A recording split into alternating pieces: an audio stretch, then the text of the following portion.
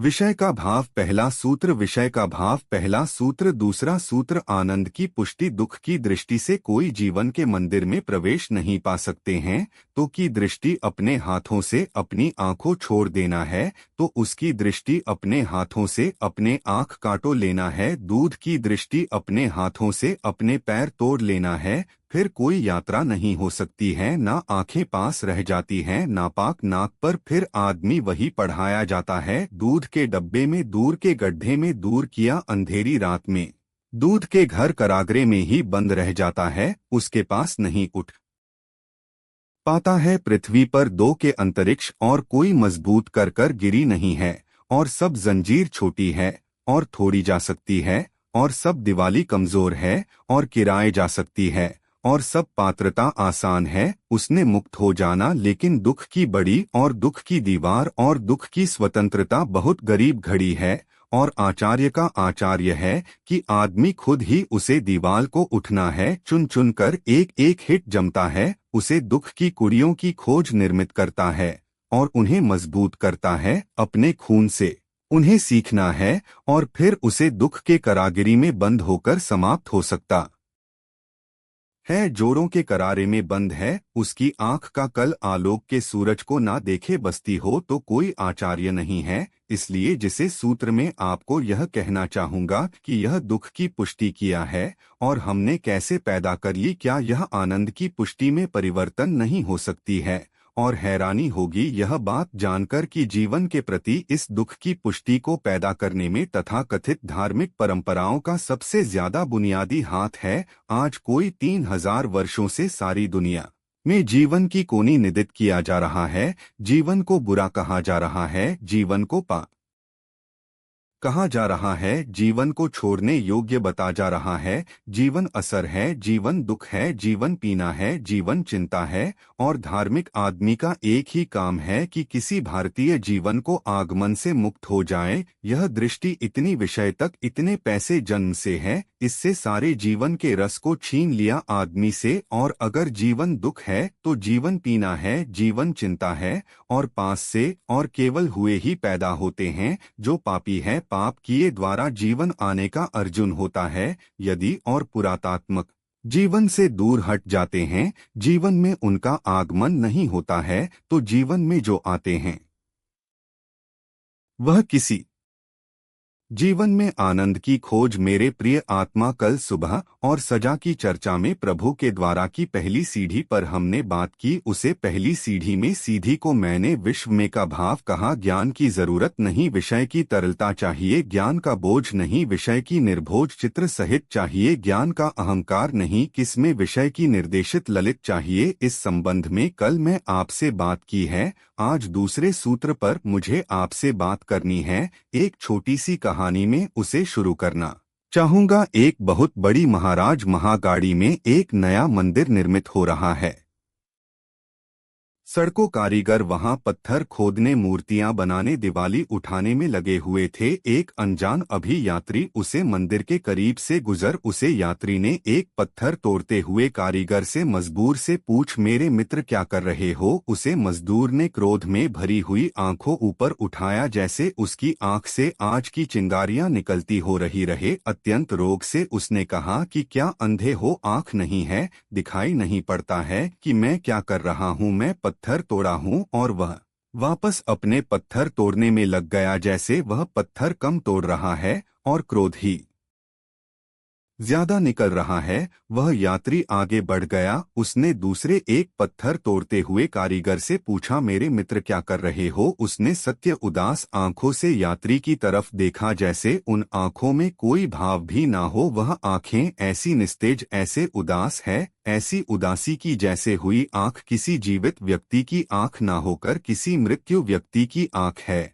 और उसे आदमी ने अत्यंत धीमी और रोटी से स्वर में कहा, अपने बच्चों के लिए रोटी रोजी कमा रहा हूँ। और वापस उतनी ही सस्ती से वह पत्थर तोड़ने में लग गया। वह यात्री आगे बढ़ गया। उसने मंदिर की चिड़िया पर पत्थर तोड़ते एक तीसरी कारीगर से पूछा कि मेरे मित्र क्या कर रहे हो। तो वह करियर पत्थर की तोड़ रहा था और गीत भी गुनगुना रहा था और उसकी आंखों में किसी खुशी की चमक थी और उसे प्रणाम में किसी आनंद का भाव था। उसने आंख ऊपर उठाया और उसे आदमी को ऐसे देखा जिसे कोई अपने प्रेमी को देखा है, और फिर उसने कहा कि मेरे मित्र में भगवान का मंदिर बन रहा हूँ। और वह वापस गीत गाने लगा और पत्थर तोड़ने लगा। वह यात्री तो चौंकी तरह गया हुए तीनों लोगों की पत्र तोड़ रहे थे। वह तीनों एक ही काम कर रहे थे, लेकिन एक क्रोध से भरा था और दूसरा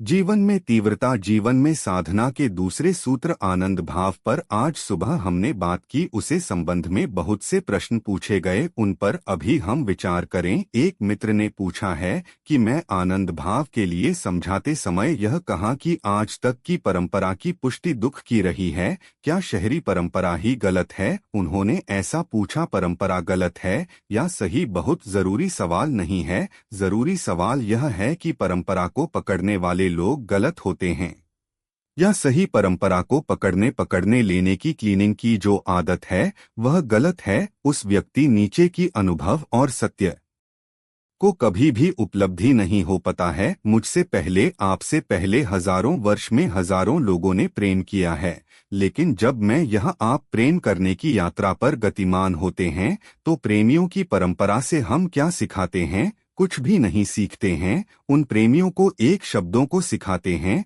उन प्रेमियों को गीतों को सिखाते हैं। उन प्रेमियों से हम क्या सिखाते हैं? कुछ भी नहीं। हमारे प्रेम का अपना ही अभिवर्ग है। प्रेम हर बार नया है, वह कभी भी पुराना नहीं पड़ता है। इस कोई परंपरा नहीं होती, उसकी कोई ट्रेडिशन नहीं होती है। प्रत्येक बार सब कोई प्रेम करता है तो उतना ही ना प्रेम है वह जितना मनुष्य जाति में कभी भी किसी ने किया होगा। उसे प्रेम का ना कोई पूछा है, ना कोई आंख है। वह प्रेम अपने पूरा है और पूर्ण परिपूर्ण है। प्रेम की कोई परंपरा नहीं होते, आनंद की कोई, कुरान की भी कोई परंपरा नहीं होती, परमात्मा की भी कोई परंपरा नहीं होती। परंपरा होती है मिट्टी और पत्थरों की, जीवन की, जीवंत की कोई परंपरा नहीं होती है। एक मकान अगर हम बनाना चाहते हैं तो जैसे अमेरिका में आकाश को छुट्टी हुई एक एक से मंजिल के मकान है, वैसे मकान हम बना सकते हैं। एक मंजिल के ऊपर दूसरी मंजिल, दूसरी मंजिल के ऊपर तीसरी मंजिल, तीसरी के ऊपर छोटी है। एक इंच के ऊपर दूसरे, दूसरे के ऊपर हजारों इंच रख सकते हैं। हम मकान ऊपर की तरफ उठा सकते हैं, लेकिन आदमी एक दूसरे के ऊपर खड़े नहीं होते हैं। हर आदमी जमीन पर खड़े होता है और पृथक खड़ा होता है। ना तो बेटा आपके ऊपर खड़ा होता है, ना ही शिष्य गुरु के ऊपर खड़ा होता है। कोई किसी के सिर पर खड़ा नहीं होता है। आदिम की कोई श्रृंखला नहीं होती, नीचे से खड़ी होती है और ऊपर चली जाती है। प्रत्येक आदमी भूमि पर, अपने पैरों पर, अपनी भूमि पर खड़ा होता है।